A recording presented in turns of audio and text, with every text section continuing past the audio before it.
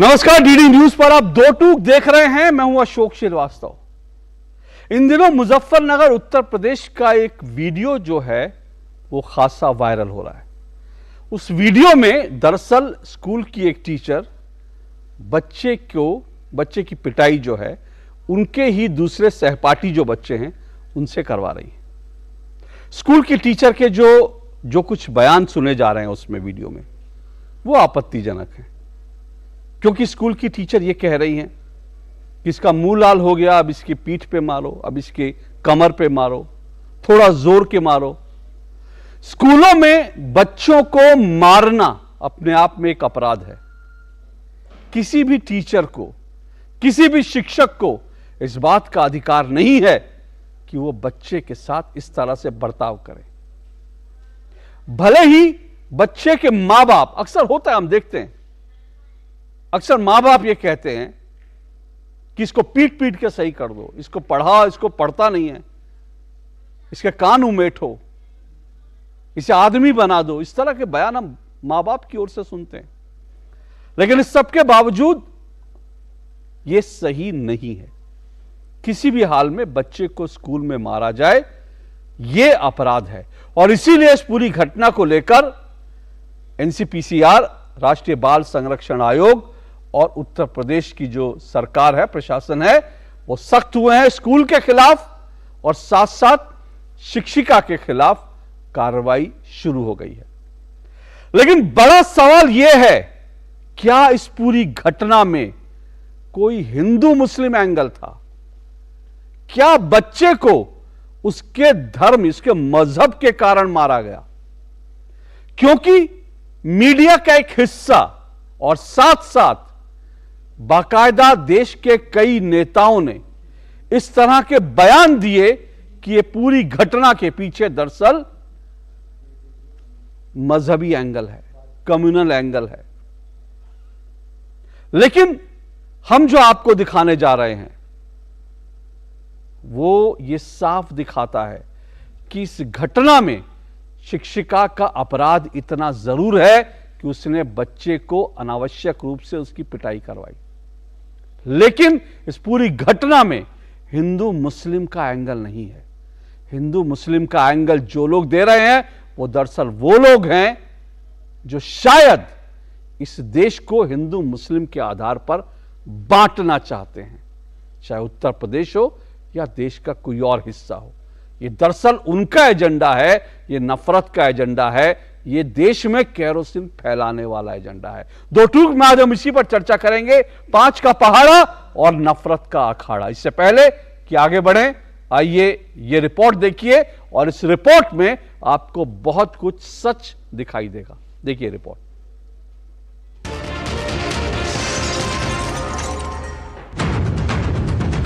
मुजफ्फरनगर के एक स्कूल में बच्चे की पिटाई का वीडियो वायरल होने और मीडिया के एक हिस्से द्वारा इसमें हिंदू मुस्लिम का एंगल बताने के बाद एक बार फिर राहुल गांधी, अखिलेश यादव और असदुद्दीन ओवैसी ने मोदी और योगी सरकार के खिलाफ मोर्चा खोल दिया।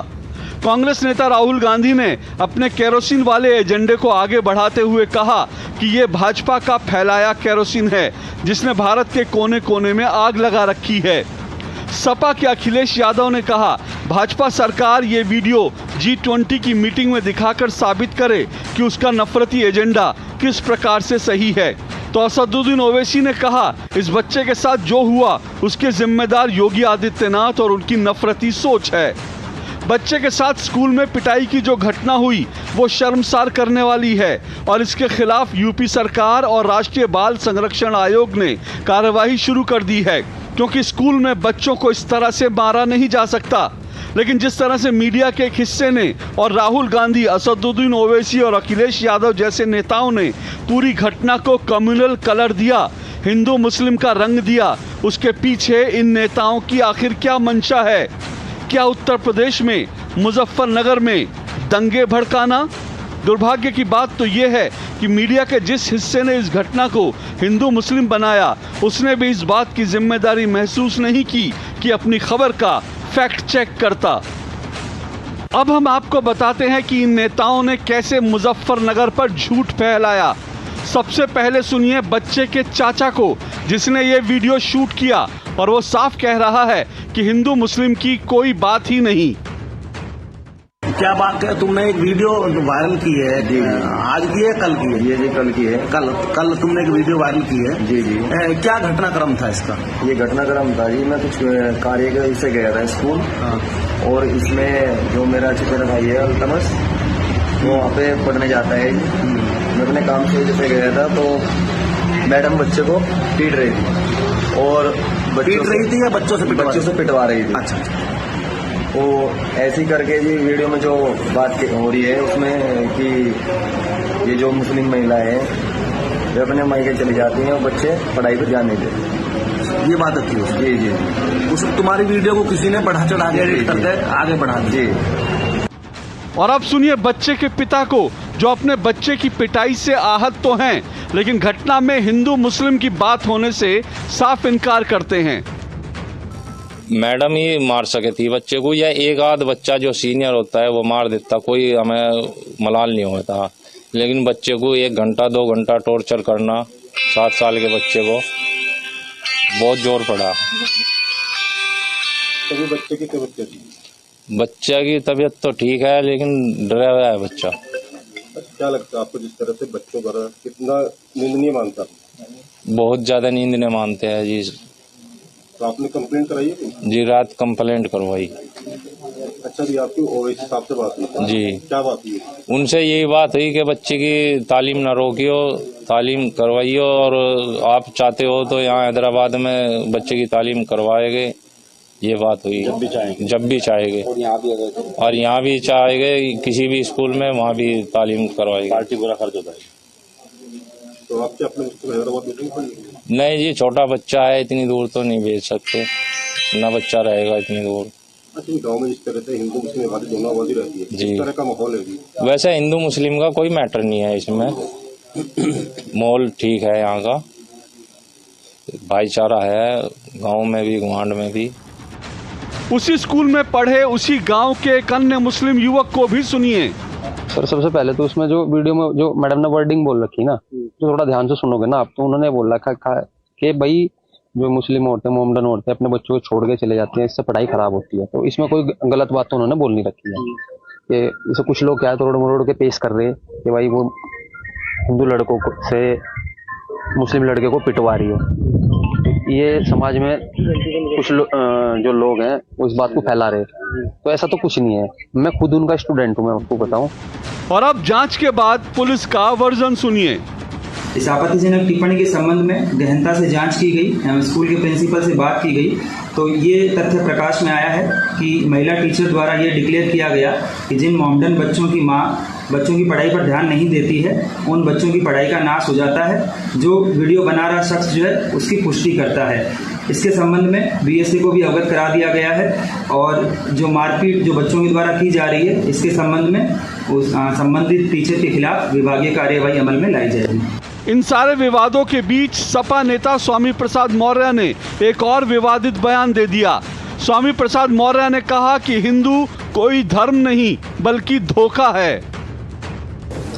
कि ब्राह्मणवाद की जड़ें बहुत गहरी हैं और सारी विषमता का कारण भी ब्राह्मणवाद ही है। हिंदू धर्म नाम की कोई धर्म है ही नहीं। हिंदू धर्म केवल धोखा है। हिंदू धर्म केवल धोखा है। हिंदू धर्म केवल धोखा है। सही मायने में जो ब्राह्मण धर्म है, उसी ब्राह्मण धर्म को हिंदू धर्म कहकर के इस देश के दलितों, आदिवासियों, पिछड़ों को अपने भ्रम के मकड़जाल में फंसाने की इनकी एक साजिश है।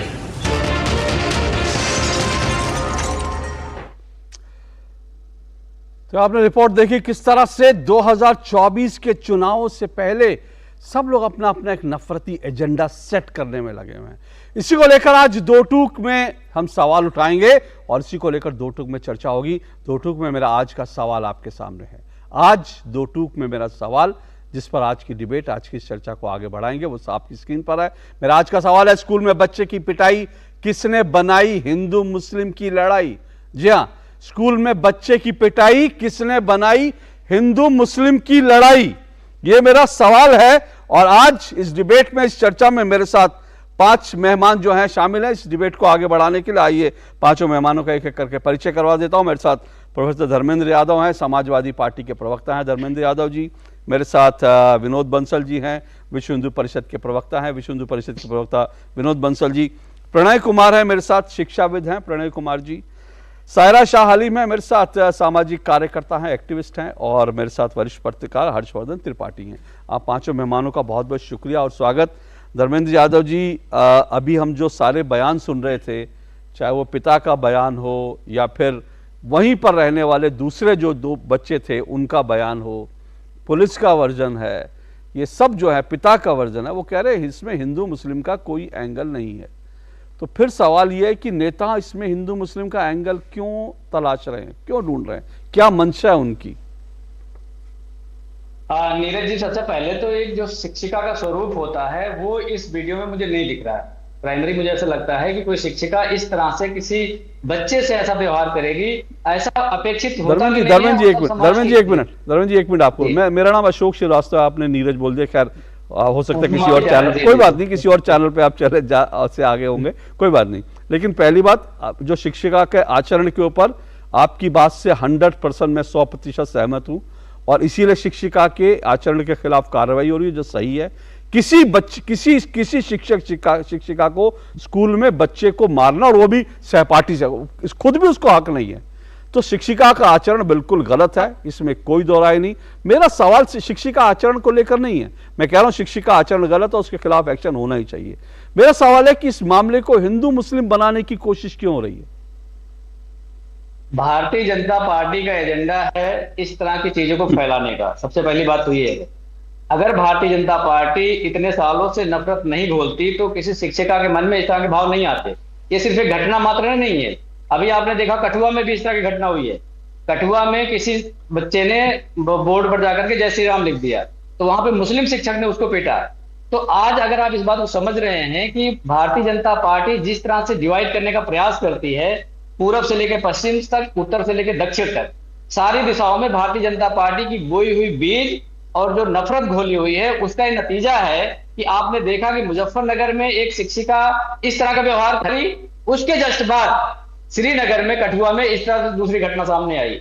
इसमें अगर आप देखोगे, जो पोलराइजेशन भारतीय जनता पार्टी का एक तरह से फ्रेंडली माना जाता है कि पॉलिटिकल फ्रेंडली जो एनवायरमेंट है, जब पोलराइजेशन होता है, इस तरह के दंगे होते हैं, तो भारतीय जनता पार्टी को सीधा फायदा होता है। और मैं आपको बहुत संजीदगी से कह रहा हूं कि आज आपने भारतीय जनता पार्टी के प्रवक्ता को नहीं बैठाया है, शायद इसलिए वो नहीं बैठ पाए हैं क्योंकि इस मुद्दे पर उनकी जवाबदेही सबसे ज्यादा है। अगर उत्तर प्रदेश में योगी की सरकार है, किसी स्कूल में इस तरह घटना होती है, तो उसकी जिम्मेदारी सबसे पहले भारतीय जनता पार्टी को लेनी चाहिए थी कि हमारी गलती थी, हमसे गलती हो गई और आगे से ऐसी गलती नहीं होगी। और प्रदेश में इस तरह के राइट्स नहीं होंगे। ठीक है, दूसरी बात मैं आपको बताता हूँ। नहीं, एक मिनट, मैं आपने जो कहा मैं उस पर जरूर रिएक्ट कर दूं। पहली बात, भाजपा ने कहा ये हिंदू मुस्लिम के मैटर है, इसलिए हम इसमें, मैं आपको बता दूं, मेरा कोई मकसद इसको हिंदू मुस्लिम करना नहीं है। मैंने एक पत्रकार होने के नाते मेरे सामने जो तथ्य आए, मैंने उन तथ्यों पर बात करने की कोशिश करें और इसीलिए मैंने तथ्य सामने रखे और मुझे लगता है कि इस पर सबको खुलकर बात करनी चाहिए अगर ये तथ्य गलत है। आपने बीजेपी पर आरोप लगाया, ठीक है, आपका बिल्कुल हक है, लेकिन मैं तो ये कह रहा हूं सर, धर्मेंद्र जी, मैं तो ये कह रहा हूं कि जो बयान हमने अभी सारे सुने उसमें हिंदू मुस्लिम को यह ही नहीं। पिता कह रहा है कि उनकी असदुद्दीन ओवैसी से भी बात हुई, सब चीजें हुई, वो अपने बेटे के पीटे जाने से आहत है, लेकिन वो कह रहा है, पिता साफ तौर पर कह रहा है इसमें हिंदू मुस्लिम कुछ नहीं है। मैं तो ये कह रहा हूं अखिलेश जी और आपके लोग इसमें हिंदू मुस्लिम कहां से ढूंढ रहा है? तो हिंदू मुस्लिम का एजेंडा बीजेपी चला रही होगी, लेकिन आप लोग बराबर के बीजेपी जवाब देने के लिए नहीं है, इसलिए मैं नहीं कहता। मैं सवाल ये पूछ रहा हूं, आप लोग तो सबसे ज्यादा हिंदू मुस्लिम कर रहे हैं, जहां हिंदू मुस्लिम नहीं था वहां भी आप लोग हिंदू मुस्लिम कर रहे हैं। अशोक जी, ये आपकी पहली डिबेट नहीं है, मैं से 2-3 डिबेट कर चुका हूं मुजफ्फरनगर पे, ठीक है। उसके बावजूद भारतीय जनता पार्टी किसी भी डिबेट में नहीं आ रही है। तो ये भारतीय जनता पार्टी का कारनामा ही है जो आज देश इस तरह से बट जाता है। अगर आप मणिपुर में जाते हैं तो मणिपुर में दूसरे समुदाय में आपस में बंटवारा हो जाता है। जब मणिपुर की घटना होती है उसी के थोड़े दिन बाद आपकी नूह में घटना हो जाती है। तो जो भारतीय जनता पार्टी को कम्युनल राइट्स कराने पर जो वोट का फायदा होता है, भारतीय जनता पार्टी वो करती है और इसको होने देती है। हमारा धर्मेंद्र जी, मेरा फिर सवाल यही है। धर्मेंद्र जी, मैं सायरा जी के पास जा रहा हूं, वो कुछ इंटरवीन करना चाहती हैं। मेरा सवाल यही है, मैं फिर वही कह रहा हूं, ये इस पूरे मामले में जो कम्युनल एंगल के बयान आए वो 3 लोगों के आए, जिसमें अब जो सामने आ रहा है उसमें कम्युनल एंगल है ही नहीं। लेकिन मैं कह रहा हूं कि इसमें जो बयान सामने आए वो 3 लोगों के सामने आए, एक अखिलेश यादव, दूसरा असदुद्दीन ओवैसी, तीसरा राहुल गांधी। तो सवाल यह क्यों ना करा जाए कि दंगे भड़काने और देश को कम्युनल लाइन पर डिवाइड करने की रणनीति जो है वो दरअसल इन लोगों की है, जो हर घटना में कम्युनल एंगल ढूंढ लेते हैं। सवाल तो ये उठता है। सायरा, हाँ सायरा, मुझे मालूम है आप रिएक्ट करना चाहते हैं। सायरा बोलिए। विनती है कि आप मुझे सायरा की आवाज नीचे है, जरा उनकी आवाज, उनकी आवाज थोड़ी बढ़ा दें। महिला टीचर सायरा, आपका वॉल्यूम 1 मिनट जो है, टीचर कौन है? सायरा, आपका वॉल्यूम कम है थोड़ा सा। सायरा 1 मिनट। सायरा, आपका वॉल्यूम बहुत कम है, अगर आप सायरा आपका वॉल्यूम कम है, अगर आप माइक को अपने पास ले आए तो थोड़ा अच्छा रहेगा। ये प्रश्न करना चाहिए। सबसे पहली बात यह है कि इस महिला टीचर की असली नहीं, वो नहीं बढ़ा सकती अपना वॉल्यूम ना, हमको यहाँ से सवाल है। अब माइक को अपने पास रख लें। सायरा, मेरा आपसे फिर से निवेदन है। आपको आवाज आ रही है? आपको आवाज आ रही है मेरी? जी, अब आ रही है। हाँ, माइक को अपने थोड़ा पास रखिए। जी, तो सबसे अहम सवाल ये है कि इस महिला टीचर की असली टीचर कौन है? क्योंकि जिस तरह से जो सियासती नफरत जो ये बोई जा रही है बच्चों के जहन में, बच्चों के दिमाग में, ये देश की जो स्वास्थ्य के लिए बहुत ही हानिकारक है।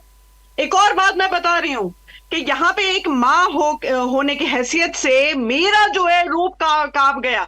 तो हर कोई यहाँ पे ईमानदार इंसान, वो पुरुष हो या महिला हो, ये बच्चा हो, उनकी भी रूह कांपनी चाहिए। क्योंकि ये जो है, अगर ये आप डिबेट करें कि हिंदू मुस्लिम एंगल नहीं था, ये एंगल नहीं था, लेकिन मैं आपको बता रही हूं कि यहाँ पर आप शारीरिक दंड की बात करें, कॉर्पोरल पनिशमेंट, सबसे पहले ये एक कानूनी अपराध है, बहुत ही गंभीर कानूनी अपराध है ये शारीरिक दंड, that mean corporal punishment.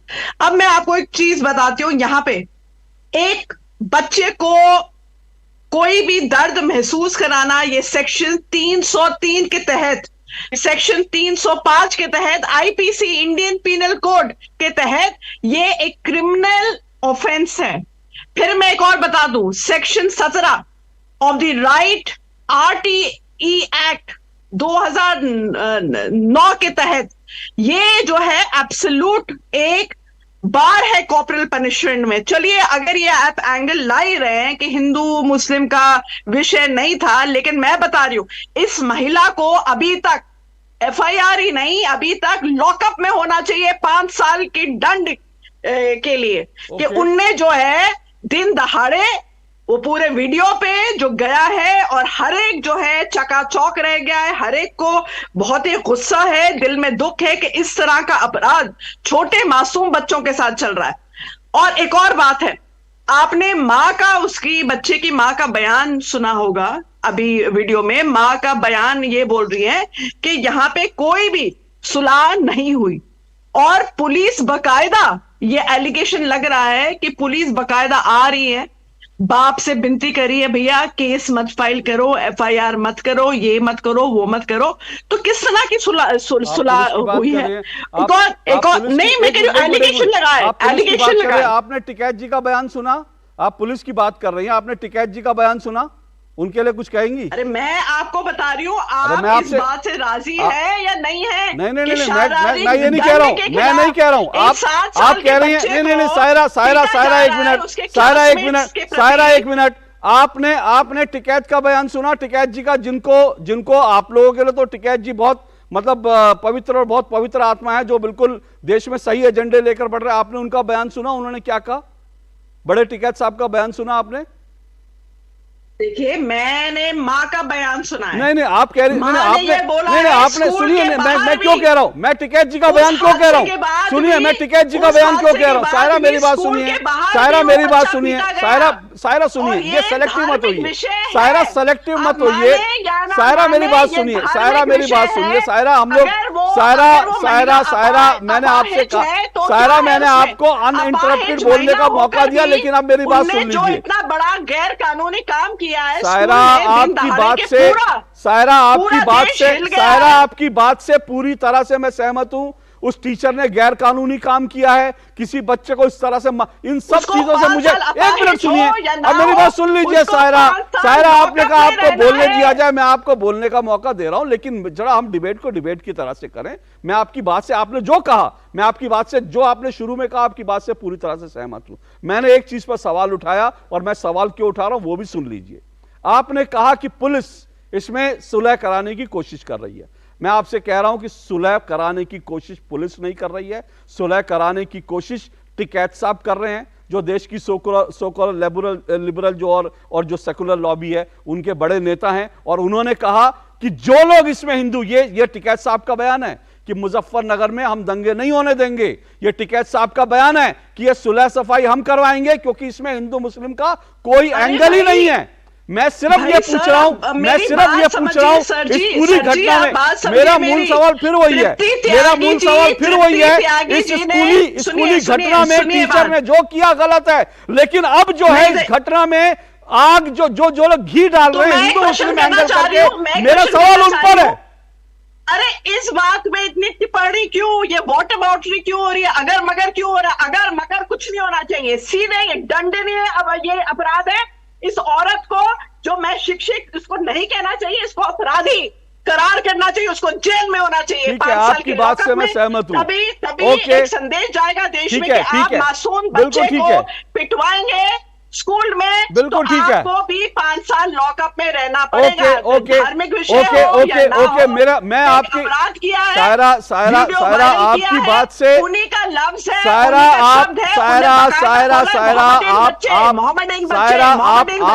Saira आप जो कह रही है ना, उससे मैंने कतई एतराज ही नहीं किया, लेकिन मैं जो कह रहा हूं उस पर आप आ ही नहीं रहे। कोई बात नहीं, मैं विनोद बंसल जी के पास जा रहा हूं, वो इंटरवीन करना चाहते हैं।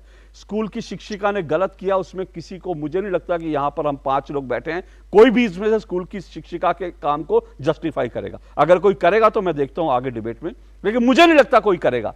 पर सवाल उसके आगे का है। मैं फिर कह रहा हूं, सवाल यह है कि इस पूरे मामले में भड़काऊ बयानबाजी करके इस स्कूल के मामले को कौन जो है कम्युनल कलर दे रहा है, मेरा मूल सवाल यह है। विनोद बंसल जी बोलिए। विनोद बंसल जी, आपका माइक बंद है, प्लीज अपना माइक ऑन करें। जी सॉरी जी, मैं कहता हूं कि शिक्षिका के बारे में जो आपने कह दिया, पहले ही आपने धमका दिया, तो हम तो बोल नहीं सकते कि शिक्षिका कैसी है, तो इसलिए मैं धमकाने वाला सर आप रख सकते हैं अपनी, बोल के दिखा दे, है ना। लेकिन एक बात मैं कहना चाहता हूं आपको, देखिए इस मामले में सारी चीजें क्लियर हो चुकी। सायरा जी ने बोला वो पता लग गया, धर्मेंद्र जी ने बोला वो पता लग गया, आपने बोला वो पता लग गया। लेकिन मैं कहना चाहता हूं सायरा जी से कि जब मध्य प्रदेश के मिशनरी स्कूल में बकरीद के दिन बच्चों को कलमा पढ़वाया जाता है, तब क्या होना चाहिए? धनबाद के अंदर, झारखंड के धनबाद में सेंट जॉन्स पब्लिक स्कूल में उषा कुमारी को थप्पड़ मारा जाता है और वो लड़की आत्महत्या कर लेती है, तब उस पर कौन, क्या केस होना चाहिए? क्या वो मिशनरी स्कूल को सील कर देना चाहिए और उनको मृत्युदंड देना चाहिए? क्या जिसने इसको प्रेरित किया बच्चे को? मेरी बात पूरी होनी चाहिए। सायरा जी प्लीज, हम लोग बीच में नहीं बोला था, वो अपनी बात रख रहे हैं, वो फिर आप रिस्पॉन्ड करिएगा, अभी बाकी 2 मेहमान भी हैं। मैं बीच में नहीं बोला था, मैं देखिए मैं बड़ी तथ्यात्मक बातें कर रहा हूं। देखिए ये बात पुरानी नहीं है अशोक जी, हालांकि मेरे पास ऐसी दर्जनों घटनाएं हैं जहां के मदरसों के अंदर बच्चों के साथ न सिर्फ पिटाई होती है, उनको जान से हाथ धोना पड़ा है, अपितु शारीरिक व्यभिचार, इसकी अनगिनत कहानियां हैं जी, अनगिनत कहानियां। अगर चाहिए तो मैं लिस्ट भेज दूंगा आपके पास पूरी, और सारे मीडिया में आई हुई है, और सभी अभी तो सोशल मीडिया में पूरा जबरदस्त वीडियो चल रहे हैं इस समय।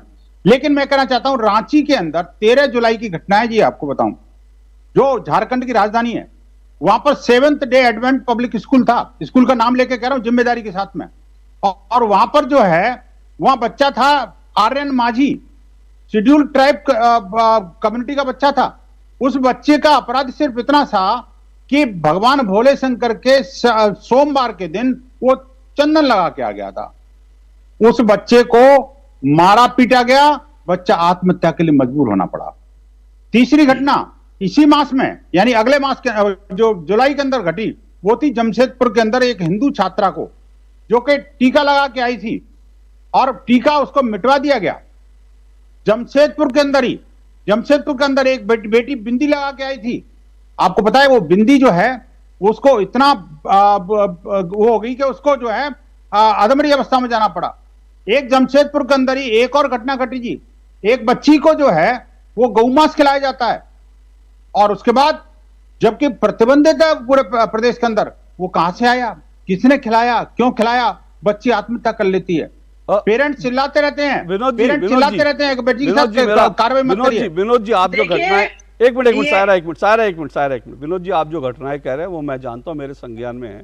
आपने सारी घटनाएं गिनाई और धर्मेंद्र जी ने कठुआ की भी घटना गिरा दी। मैं किसी घटना को किसी घटना से कह के जस्टिफाई करने की कोशिश बिल्कुल नहीं करना चाहता, लेकिन जाहिर सी बात है आप जो घटनाएं गिना रहे हैं वो फैक्ट है।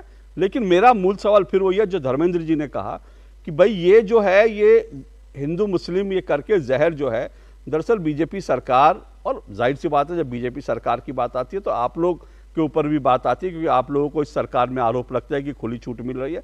वो धर्मेंद्र जी ने कहा आप लोगों ने जहर बोया है, क्योंकि पहले वो होता है मुजफ्फरनगर होता है, उसके जवाब में कठुआ हो जाता है। अच्छा मुझे बताइए कि जो मैंने घटना बताई थी झारखंड की, वहां बीजेपी कहां है भाई? वहां तो बीजेपी विरोध कर रही है ना, कांग्रेस ने विरोध क्यों नहीं किया? और मेरी बहन कहां चली गई थी अभी, जो बहुत जोर जोर से चिल्ला रही थी कि आखिरकार इन घटना पर मैं चैलेंज करता हूं, इन तीनों घटनाओं में से, चारों घटनाओं में से किसी एक घटना पर उन्होंने कोई ट्वीट तक किया हो, या इनके नेताजी कहीं उनसे मिलने गए हो, पीड़ित परिवार के साथ में कोई आवाज बुलंद की हो? मैं देखिए, मैं अशोक जी, मेरा जो मूल मकसद है वो किसी घटना की निंदा करने मात्र से या उसको कवर फायर देने से काम नहीं चलेगा। ठीक है, मैं इस घटना को जस्टिफाई नहीं कर रहा। लेकिन हमें एट पार रहना पड़ेगा। जब बात जम्मू की होती है और जय श्री राम इतना प्रतिबंधित हो जाता है इस देश के अंदर कि बच्चा जय श्री राम बोलेगा और आप उसको जान से मारने की धमकी दोगे। ये टीचर और प्रिंसिपल दोनों मिलकर के उसको लात घूंसा से मारेंगे। मैं हर्षवर्धन, सायरा जी ये इस बात पर बोलेंगे क्या? ओके, मैं सायरा जी से सवाल लूंगा। एक मिनट, सायरा जी आपका रिएक्शन लूंगा। रुकिए एक मिनट, सायरा जी रुकिए, सायरा प्लीज रुकिए, घटनाओं की बात, सायरा प्लीज रुकिए, मैं हर्षवर्धन घटनाओं की बात कर रहे हैं, सायरा प्लीज रुकिए, मैं आपसे एक मिनट, सायरा रुकिए। हर्षवर्धन त्रिपाठी के पास जा रहा हूं, मैं सायरा आता हूं। हर्षवर्धन त्रिपाठी जी, ये जो कुछ घटना हुई इसके दो एंगल हैं। एक तो ये घटना हुई, ठीक है, उसके बाद ये चीजें जो है इसमें हिंदू मुस्लिम का एंगल आया। फिर कह रहा हूं मैं शिक्षिका का एक जो उस शिक्षिका की भूमिका रही, दूसरा मैं कह रहा हूं इसमें नेताओं की भूमिका जिन्होंने भड़काऊ बयान दिए। अब धर्मेंद्र जी कह रहे हैं कि भैया ये तो सीधी सी बात है कि भाई ये जो पूरा केरोसिन, राहुल गांधी भी कहते हैं कि पूरे देश में केरोसिन छिड़काव है, इस तरह की घटनाएं हो जाती है। तो सवाल यह है ये केरोसिन किसने छिड़का, कौन छिड़क रहा है केरोसिन? देखिए अशोक जी, बड़ा आश्चर्य होता है जब हम आज 3 दिन संभवतः हो गए, 3 दिन के बाद इस पर बहस कर रहे हैं, तब भी बेतुकी और स्तरहीन चर्चा करने की कोशिश हो रही है। कोई उस शिक्षिका के साथ खड़ा हो ही नहीं रहा है और ये इस समाज का एक तरह से कहें कि चेतन मानस है, जो किसी भी गलत पर, जिसको कहते हैं ना कि वो उसके साथ खड़ा नहीं हो जाता, जस्टिफाई नहीं करता है, कोशिश नहीं करता है किसी ने गलत कर दिया तो उसके साथ खड़े रहे। लेकिन ये सच है कि आज के समय में भी गांव देहात तो छोड़िए, शहरों में भी बहुत अच्छे अच्छे स्कूलों में भी शिक्षक अपनी जिम्मेदारी नहीं समझ पाते हैं और वो बच्चों को पढ़ाते समय, बच्चों को समझाते समय उन्हें पीट देते हैं, मार देते हैं। और जो मुजफ्फरनगर में हुआ उससे एक कदम आगे बढ़कर हुआ कि बच्चों से पिटवाया, जो बेहद शर्मनाक है। उस पर निश्चित तौर पर कार्रवाई होनी चाहिए। लेकिन मैं ये मानता हूं कि शिक्षकों को ऐसे जेल भेजना, वो भी तब जब वहां दूसरे लोग कह रहे हैं कि हम भी उसी स्कूल से पढ़कर निकले हैं और उस शिक्षिका का ऐसा कोई स्वभाव नहीं है, ये बेहद खतरनाक ट्रेंड है। और ऐसा करने वाले लोग दरअसल नफरती लोग हैं, जहरीले लोग हैं जो यही काम करते हैं। और उसी काम को आपके टीवी चैनल पर भी आकर कर रहे हैं। अब इसका दूसरा पहलू आता है, इसमें हिंदू मुसलमान किसने किया? भारतीय जनता पार्टी की सरकार है। सरकार अगर हिंदू मुसलमान करती तो फिर उसको रोकने की या बचाने की कोशिश क्यों करती? वो तो उसको फ्यूल अप कर देती। इसको हिंदू मुसलमान करने की कोशिश की कुछ लोगों ने, जिनका काम धंधा यही हो चला है। जो कहीं भी बीजेपी की गवर्नमेंट है तो उसमें हिंदू मुसलमान खोजते हैं, और दूसरी कोई घटना हो जाए जहां सचमुच हिंदू मुसलमान के आधार पर सांप्रदायिक घटना भी हुई हो तो उनकी जुबान तालू से चिपक जाती। यहां पर अगर हम देखें, जो आपने कहा भी, नरेश टिकैत ने भी बात कही, वहां पुलिस वाले की बाइट आ गई, उसी गांव के मुस्लिमों की बात आ गई। यह भी सामने आ गया कि कोई ऐसा नहीं है कि उसको मुसलमान होने की वजह से कहा। और ये गांव देहात में मोहम्मडन मां, कोई फलाना जाति, फलाना, इस तरह से ये बोलना बहुत से लोग करते हैं जो अभी भी नहीं समझ पाए। उन सबको समझना पड़ेगा कि आज टीवी का युग है, आज मोबाइल का युग है, आज आपके हर व्यवहार को पूरी दुनिया जज करेगी। लेकिन हिंदू मुसलमान करने वाले लोग तो जानते हैं, वो तो नासमझ नहीं है। जहर तो वो फैला रहे हैं, और राहुल गांधी जो कह रहे हैं बिल्कुल ठीक कह रहे हैं। केरोसिन तो हर रोज डाला जा रहा है ना, क्योंकि आप लोकतांत्रिक तरीके से नहीं लड़ पा रहे हैं, तो आप सोचते हैं कि केरोसिन डाल दो, जब मौका मिलेगा माचिस लगा देंगे। और वही करने की कोशिश इस मामले में भी हुई। वरना अभी तक कोई भी एक प्रमाण ऐसा नहीं है कि मुसलमान होने की वजह से उस बच्चे को हिंदू शिक्षिका ने पीटा। लेकिन आप सोचिए, तुरंत हिंदू शिक्षिका का नाम आ गया, मुसलमान बच्चे और हिंदू बच्चे की पहचान उजागर हो गई। यह शर्मनाक काम है। इस पर कितने साल की जेल होती है, इसका भी बता दे जरा। और मुझे लगता है कि जब इस तरह की चर्चा हम लोग करते हैं तो कई बार हम एक ही बात का दोहराव कर रहे होते हैं, हमें पता ही नहीं होता, हम 15 मिनट तक ऐसे ही बोल सकते हैं। लेकिन सच ये है कि इस घटना पर जो जहरीले लोग हैं उन्होंने अपनी पूरी कोशिश की, उसके बावजूद योगी प्रशासन ने इसको रोक लिया, संभाल लिया। मुजफ्फरनगर के समाज ने रोक लिया, हिंदू मुसलमान ने मिलकर रोक लिया, जहरीले लोगों को तमाचा मार दिया। ओके, एक मैं ब्रेक ले रहा हूं क्योंकि हर्षवर्धन त्रिपाठी ने जो कहा वो एक इंपॉर्टेंट सवाल है कि अगर आप यही चाहते हैं तो फिर सवाल है कि जिन लोगों ने पहचान उजागर की उनके खिलाफ भी एफआईआर हुई है, वहां पे क्या उन सब लोगों को क्या जेल कर देना चाहिए? उस अगर आधार पे करेंगे तो हर्षवर्धन त्रिपाठी, मुझे लगता है कई पत्रकारों को भी और कई मीडिया के लोगों को भी जेल हो जानी चाहिए, क्योंकि वो तो अपराध तो उन लोगों ने भी किया है कि बच्चे की पहचान उजागर करके जिन लोगों ने ट्वीट करे, जिन लोगों ने फोटो डाली, और मुझे लगता है जेल उनको भी होनी चाहिए जो इस मामले में हिंदू मुस्लिम का रंग डाल रहे हैं, जबरन डाल रहे हैं, जबकि वहां पे गांव का एक एक आदमी कह रहा है कि इसमें हिंदू मुस्लिम का कोई एंगल नहीं है। पर सवाल है कि हम लोग सेलेक्टिव हो जाते हैं। मैं प्रणय जी आऊंगा आपके पास। सायरा जी, आपको सवाल वो आपसे जो पूछे गए हैं, विनोद जी ने जो पूछे हैं, वो जरूर आपसे पूछूंगा क्योंकि उस पर आपका रिस्पॉन्ड बनता है। और धर्मेंद्र जी, मैं आऊंगा, आपने जो सवाल उठाया उन सबको लेके, लेकिन इस ब्रेक के बाद। दिन तिनक दिन तिनक दिन दिन तिनक दिन तुम जाना। अरे गोविंदा जी, आप यहाँ? हाँ बबुआ, हम यहाँ। पर तुम क्या छुपा रहे हो वहाँ? कुछ भी तो नहीं। जब दांत खाज की खुजली पे ना हो काबू तो उसे गमछे से नहीं छुपाते बाबू। तो फिर उसे भगाए कैसे? जालिम लोशन लगाकर दांत खाज की खुजली एक्जिमा जड़ से निकाले। अभी खरीदे जालिम lotion. You got to be careful. बारिश है, सड़कें बदलेंगी। Switch to Seat. बेटा, change soon. It's monsoon. Investment की रेगुलर इंफॉर्मेशन मिलती है क्या? बिल्कुल। योद्धा मुद्रा के लिए पैरों में 3 फीट का गैप। पूछ, विड्रॉ करने के बाद पैसे कितने टाइम में मिलते हैं? सुन सवाल चंद, म्यूचुअल फंड सही है .com पर लॉग इन कर, वहां तेरे सारे सवालों के जवाब मिल जाएंगे, समझा? कौन सी वेबसाइट? म्यूचुअल फंड सही है .com। सही है। म्यूचुअल फंड निवेश बाजार जोखिमों के अधीन है। योजना से जुड़े सभी दस्तावेजों को ध्यान से पढ़ें। सेवा, सहयोग और समर्पण की भावना से आजादी के बाद पहली बार उपेक्षित वनटांगिया समाज की उन्नति का मार्ग प्रशस्त हुआ है। वर्ष 2017 में वनवासियों को सड़क, शिक्षा, चिकित्सा, राशन कार्ड, शौचालय, पक्के आवास, बिजली, सोलर लाइट, पेयजल जैसी मूलभूत सुविधाएं मिली हैं। वन ग्रामों को राजस्व ग्राम का दर्जा और वनवासियों को जमीनों का मालिकाना हक मिलने से इनकी जीवन शैली में बड़ा बदलाव आया है। दशकों से दबी हुई आशाओं और भावनाओं को पंख लगे हैं। वनवासियों के प्रति माननीय मुख्यमंत्री जी का समर्पण भाव इसी से पता चलता है कि वह दीपावली का पर्व वन ग्राम में ही मनाते हैं, जिससे वनवासियों का उल्लास और उमंग देखते ही बनती है। करके दिखाए जो, डबल इंजन की सरकार है वो।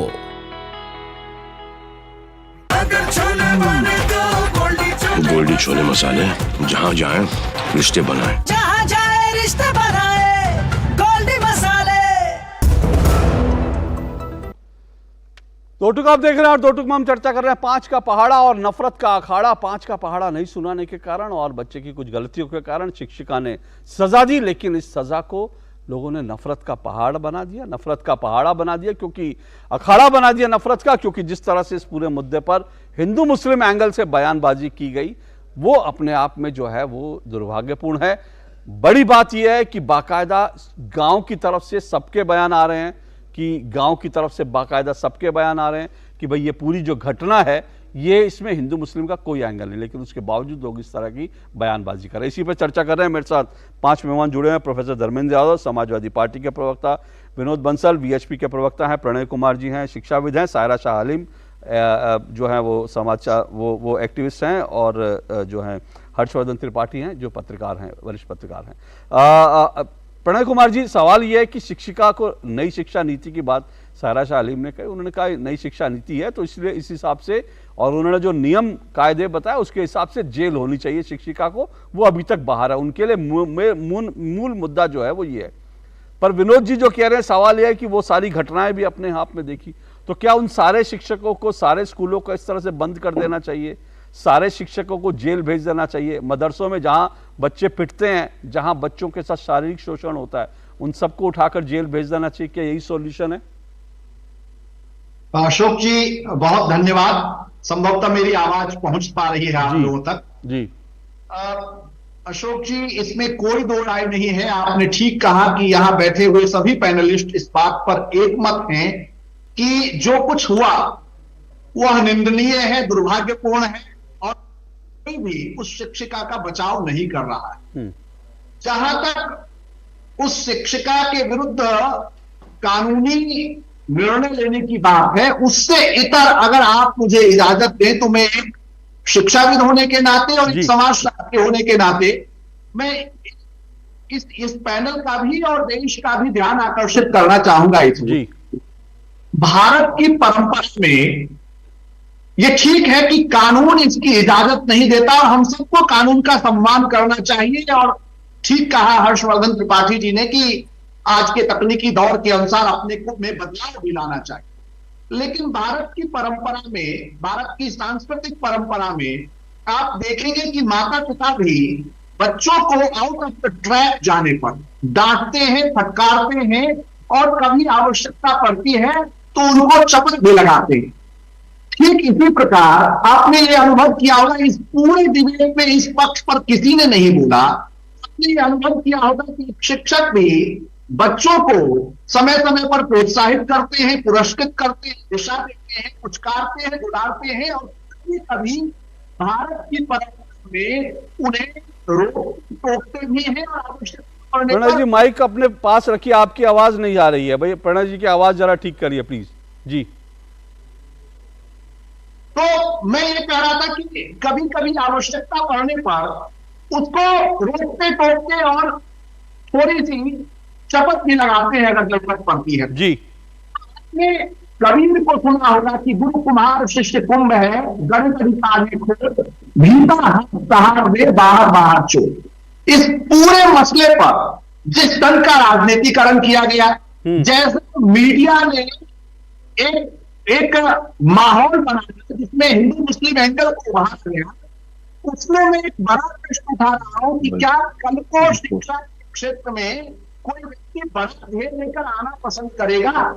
कल को कोई शिक्षक पद के गुरुतर दायित्व निभाना शुरू करेगा? और आपने एक पक्ष और ध्यान दिया हो, उस शिक्षिका ने लगातार जी आपका मुझे बताया जा रहा है आपका नेटवर्क में प्रॉब्लम है, आपकी आवाज जो है हम लोग नहीं सुन पा रहे हैं। मैं सीधा जो है मैं सायरा के पास आता हूं, मैं कोशिश करता हूं, आपका नेटवर्क अगर ठीक हो जाता है मैं आपके पास फिर आऊंगा। सारा मेरा सवाल जो है वही है, मैं फिर कह रहा हूं, जो अब तक विनोद जी ने जो तमाम इंसिडेंट गिनवाए, उन सारे इंसिडेंट की भी कोई उन सारे इंसिडेंट को सही नहीं ठहरा सकता। तो क्या सॉल्यूशन यही है कि ये सारे स्कूल बंद कर दिए जाएं और इन सब लोगों को, जहां पर बच्चे का कलावा काट दिया गया, जहां बच्चे को जो बिंदी लगाने के बाद उस बच्ची को आत्महत्या करने, इन सारे लोगों को जेल हो जानी चाहिए, सब लोगों को उठा के जेल करें, यही सॉल्यूशन है? जिन्होंने बकरीद पर कलमा पढ़वाया था। यहाँ पर बकायदा 5 सितंबर को जो है शिक्षक दिवस बनाया जाता है, टीचर्स डे बनाया जाता है। यहाँ पर टीचर की जो मर्यादा और टीचर की जो इज्जत और जो रिस्पेक्ट दिया जाता है, मुझे नहीं लगता कोई और मुल्क में इतनी इज्जत दी जाती है। लेकिन एक मदरसा में देते हैं क्या? अगर एक राक्षिका, एक मिनट, मदरसा में देते हैं क्या? शिक्षक अगर राक्षिका के रूप में, राक्षक के रूप में आएंगी और वो 1 घंटे तक अपनी एकदम जो इतनी बेरहमी से बच्चों से, एक छोटे से मासूम 7 साल के बच्चे को एक घटना पे कमेंट कर रही हैं, बाकी सारी घटनाएं स्किप कर रही हैं। नहीं, वोटर बाउंड्री में आप नहीं, वोटर बाउंड्री नहीं होती है। अगर आपसे ये पूछा गया, अगर एक बच्ची बिंदी लगाती है, उसको उसके कारण प्रताड़ित किया जाता है, वो आत्महत्या करने में मजबूर होती है, क्या उस टीचर को जेल भेज देना चाहिए? उस पर आप बोल नहीं पा रही हैं, क्या वजह है? इस इंसिडेंट, इस वाक्य को कंडेम करते हैं या नहीं करते, या आप नहीं, मैं तो आपसे पूछ रहा हूँ ना, मैं तो आपसे पूछ रहा हूँ, जहां बिंदी लगाने, जिस स्कूल में बिंदी लगाने के कारण बच्ची को आत्महत्या करना पड़े, उस स्कूल को बंद कर देना चाहिए, वहां के टीचर्स को जेल भेजना चाहिए, नहीं भेजना चाहिए? ये हर कोई जो वाक्य उस विद्यालय में आखिरकार गौमांस कहां से आया, ये मुझे बताओ। ये बहुत विद्यालय में गौमांस कहां से आया? गौमांस क्यों खिलाया जाता है बच्चों को? नहीं, कंडेमेबल है कि उनको जेल होनी चाहिए, वो कंडेमेबल है कि जेल होनी चाहिए। मैं सवाल ना वोटर बाउंड्री नहीं है, वोटर बाउंड्री आप कर रही हैं, वोटर बाउंड्री आप सेलेक्टिव अप्रोच से जा रही हैं। मैं तो यहाँ कह रहा हूँ सारे स्कूलों को बंद करिए, आप एक सेलेक्टिव अप्रोच के साथ जा रही है, क्योंकि वो आपको सूट करता है, 1 घंटे तक, क्योंकि वो आपको सूट करता है। आप इस घटना पे बोल नहीं रहे, जो इसको जो नेता हिंदू मुस्लिम कर रहे हैं उनके खिलाफ आप बोल नहीं रहे, क्योंकि आपको सूट करता है। आप अपने एजेंडे पर है, क्योंकि आपका एजेंडा ये है, आपका एजेंडा बड़ा क्लियर है, आप उस एजेंडे पर हैं। मैं तो आपसे सीधा पूछ रहा हूँ, आप अपने एजेंडे पर रहिए, मुझे तकलीफ नहीं है, लेकिन मैं कह रहा हूँ कि जरा दूसरी तरफ देखिए ना, वहां पर भी कुछ बोल लीजिए, वहां पर भी कुछ ज्ञान दीजिए। आप इतनी ज्ञानी है तो वहां भी कुछ ज्ञान दीजिए ना सायरा जी, वहां पर ज्ञान दूंगी। नहीं, ज्ञानी तो हूँ, तो आप ज्ञान तो दीजिए। आप वहां कंडेम करके किनारा कर रही हैं, वहां पर उन लोगों को जेल भेजे, इसको लेकर बोलने में आपको इतनी तकलीफ नहीं होनी चाहिए। एकदम बेशर्मी से आप वोटर बाउंड्री कर रहे हैं। मैं बेशर्मी से नहीं कर रहा हूँ, आप बेशर्मी से, आप ये क्या तरीका है? मैं तो आपसे सीधा सवाल पूछ रहा हूं। आपको अगर उन सवालों का जवाब देना मुश्किल लग रहा है तो कहिए कि मुझसे सवाल मत पूछिए। कोई हादसा, इंसिडेंट, इस तरह का कोई बिंदी लगाने से कोई वायलेंस का इंडल्ज करे, या कोई भी जो है यहाँ पर किसी तरह अरे आत्महत्या कर ली बच्चे ने, कठुआ में जो कुछ हुआ उसके लिए शिक्षक को जेल होनी चाहिए। ओके सायरा कठुआ में जो हुआ उसके लिए क्या जेल होनी चाहिए? कठुआ में जो हुआ उसके लिए जेल होनी चाहिए? कठुआ में जो हुआ उसके लिए जेल होनी चाहिए? कठुआ में तो बच्ची मारी गई थी भाई, आप कौन सी कठुआ की बात कर रहे हैं? अच्छा, अब वोटर बाउंड्री नहीं है। सुनिए कितना सेलेक्टिव अप्रोच है कि कठुआ के बच्चे का दर्द आपको दिखाई नहीं देता, आप कठुआ की घटना को नजरअंदाज कर देते हैं, और जितनी घटनाएं विनोद बंसल ने गिनवाई उन पर कोई कमेंट नहीं। जो लोग इस पूरी घटना को हर्षवर्धन त्रिपाठी को लाइए, हर्षवर्धन त्रिपाठी सायरा शाह अलीम को कठुआ की वो बच्ची याद है, लेकिन कल की घटना वो भूल जाती है। इनकी शायद लॉन्ग डिस्टेंस मेमोरी है, शॉर्ट मेमोरी इनकी शायद गायब हो गई है। देखिए अशोक जी, मैं फिर से कह रहा हूं, मैं किसी वोट बाउंड्री के पक्ष में नहीं हूं, और मैं विशुद्ध रूप से मुजफ्फरनगर की घटना पर बात कर रहा हूं। लेकिन अचानक जिस तरह से सायरा शाह हलीम उस घटना पर चीखने लगी और अभी उनको स्मृति लोप हो गया, वो दिखाता है कि दरअसल इनके मन में क्या है।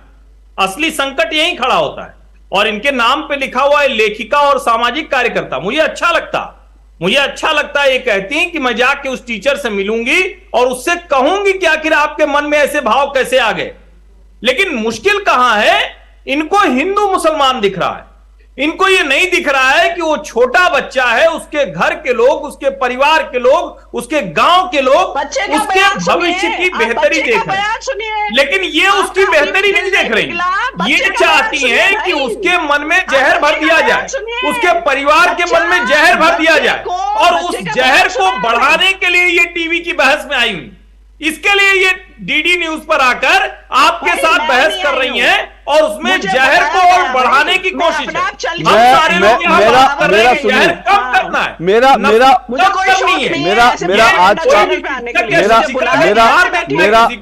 पिटाई करता है तो ये पूरी तरह से गलत है, उसके खिलाफ कार्रवाई करनी पड़ेगी। लेकिन तक को समझाया भी जा सकता है, उसको बताया भी जा सकता है। और मैं फिर से कह रहा हूं, हम उस समाज की तरफ नहीं जा सकते जहां बच्चे अपने माँ बाप के खिलाफ भी पुलिस रिपोर्ट करें।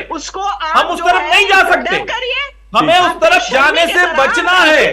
ओके, हिंदू मुसलमान जिसने किया वो जहरीले लोग हैं। एग्जैक्टली मेरा देखिए, मेरा पूरी डिबेट जो है, एक मिनट जरा सबको हटा दीजिए प्लीज। मेरी पूरी डिबेट जो है मैंने इसी एंगल से शुरू की थी, मैंने इसी बात से शुरू की थी। मैं किसी शिक्षक को, किसी शिक्षिका की घटना को मैं कोई जायज इस पूरी डिबेट में किसी ने जायज नहीं ठहराया, किसी ने जायज नहीं ठहराया।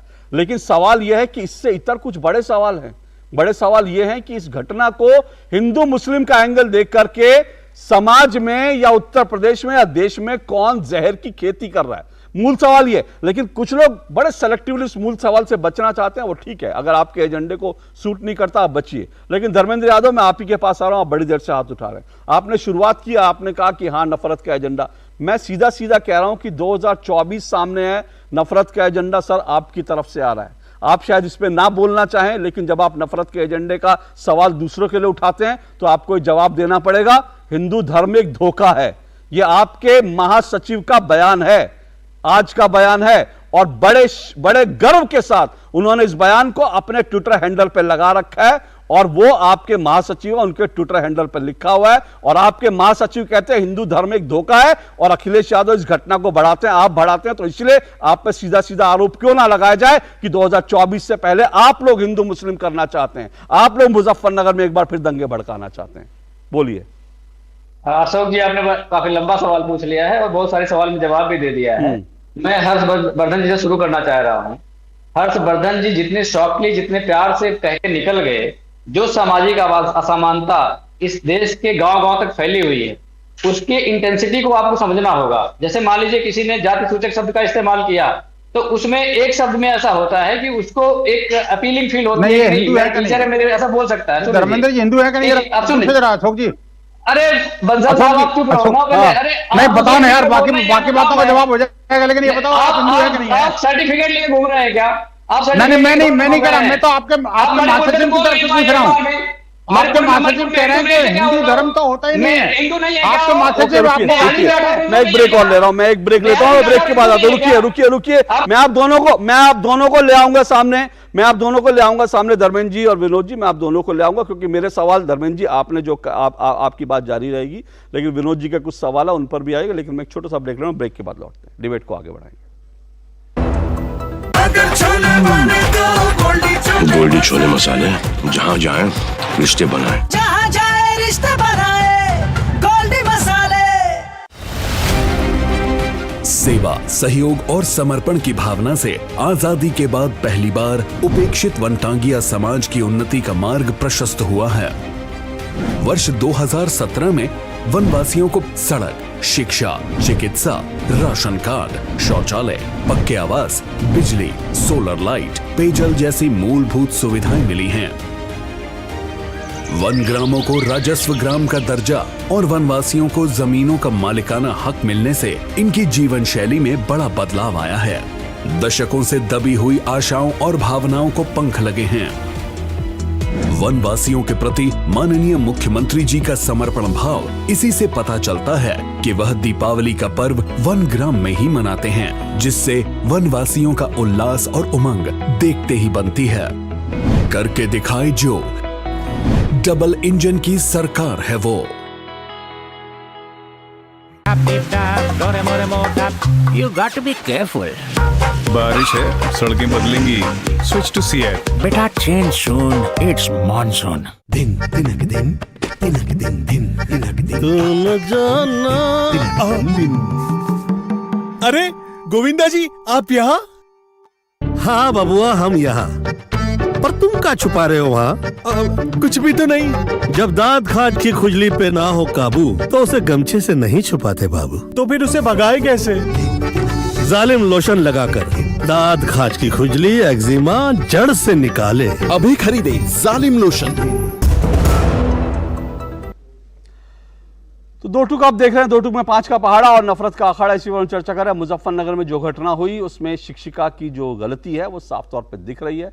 शिक्षिका ने जो अपराध किया उसको लेकर शिक्षिका के खिलाफ कार्रवाई चल रही है, लेकिन इस पूरे मामले को हिंदू मुस्लिम का जो रंग दे रहे हैं उन लोगों की क्या मंशा है? क्या पूरे देश में केरोसिन छिड़कने की तैयारी है? 2024 के चुनाव से पहले देश में केरोसिन छिड़कने का एक एजेंडा जो है मुजफ्फरनगर को भी बना दिया गया, क्योंकि पूरे मुजफ्फरनगर में उस गांव के लोग और सभी लोग कह रहे हैं कि उस बच्चे के माता पिता और उस बच्चे के साथ साथ जो है उसके पूरे गांव के लोग कह रहे हैं इसमें कहीं भी हिंदू मुस्लिम का एंगल नहीं है। लेकिन असदुद्दीन ओवैसी, अखिलेश यादव और राहुल गांधी को इसमें कम्युनल एजेंडा ही दिखता है। इसी सब पर चर्चा कर रहे हैं। मेरे साथ जो मेहमान जुड़े हुए हैं एक बार फिर बता दूं, प्रोफेसर धर्मेंद्र यादव जुड़े हुए हैं मेरे साथ विनोद बंसल जुड़े हुए हैं वीएचपी से, प्रणय कुमार शिक्षाविद हैं, और हर्षवर्धन त्रिपाठी और सायरा शाह आलिम मेरे साथ जुड़ी हुई थी, लेकिन मुझे नहीं मालूम अभी वो दिख नहीं रही हैं, शायद अभी कुछ देर में जुड़ जाएंगी। हाँ, जल्दी से विनोद जी आपका सवाल क्या था, फिर मैं धर्मेंद्र जी के पास। मैं एक बात कहना चाहता हूँ। देखिए जम्मू के बारे में जो धर्मेंद्र जी ने बात कही उसमें जो शिक्षक है फारूक अहमद है और मोहम्मद हाफिज प्रिंसिपल है।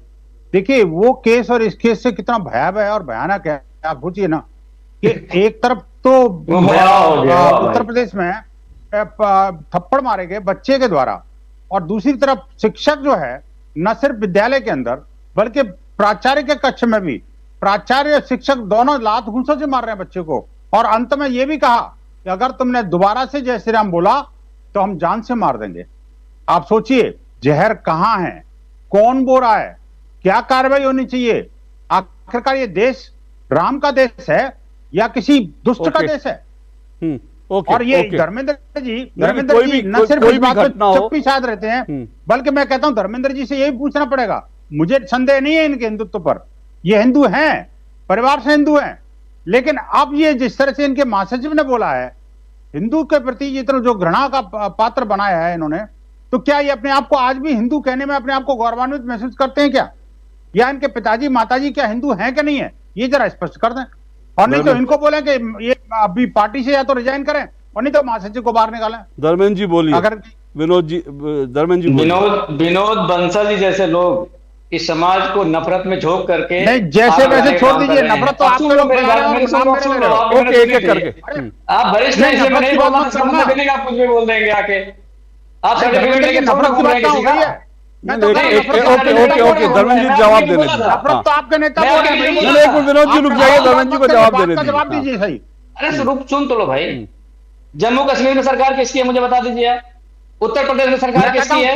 नहीं आपके नेता ने ट्वीट क्यों नहीं किया? अरे सुनो आपके नेता ने ट्वीट क्यों नहीं किया? अरे सुनो मेरी बात, अरे सरकार किसी की ओके एक मिनट धर्मेंद्र जी एक मिनट ओके एक मिनट विनोद जी एक करके प्लीज कुछ भी बोलोगे विनोद जी एक मिनट रुकिए, एक मिनट विनोद जी रुकिए, धर्मेंद्र जी एक मिनट, धर्मेंद्र जी थोड़ा सा स्पेसिफिक समय, एक मिनट विनोद जी रुकिए प्लीज, धर्मेंद्र जी थोड़ा धर्मेंद्र जी थोड़ा स्पेसिफिक हो जाते हैं, एक मिनट विनोद जी प्लीज, विनोद जी रुकिए प्लीज, विनोद जी रुकिए प्लीज, को नहीं उठाएंगे विनोद जी रुकिए प्लीज, धर्मेंद्र जी थोड़ा स्पेसिफिक हो जाते हैं ताकि इस डिबेट को हम आगे बढ़ाएं। जो सवाल पूछा वो जानना बड़ा जरूरी है, क्या अखिलेश जी ने कठुआ में जो कुछ हुआ उसके ऊपर उसका इस तरह का बयान क्यों नहीं दिया जैसा वो मुजफ्फरनगर पे देते हैं?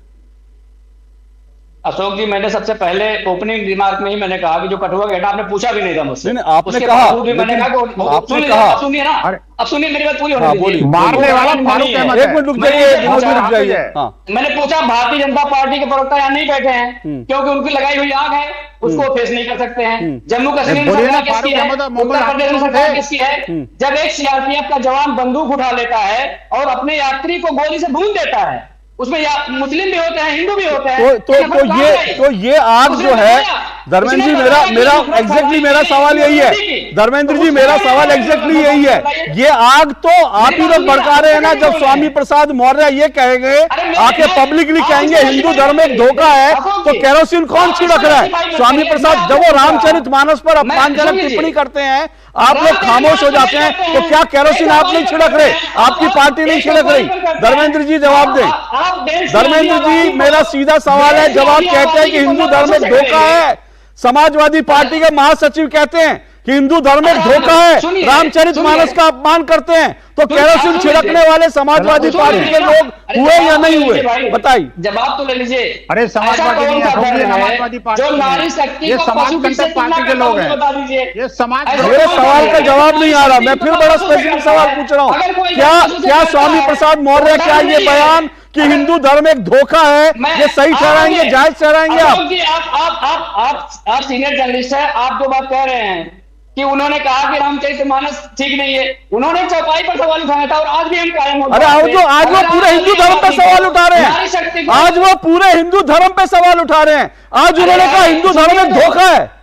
हिंदू धर्म कहता है कि जो नारी शक्ति है वो पशु है। अरे बाबा, उन्होंने आज कहा हिंदू धर्म एक धोखा है।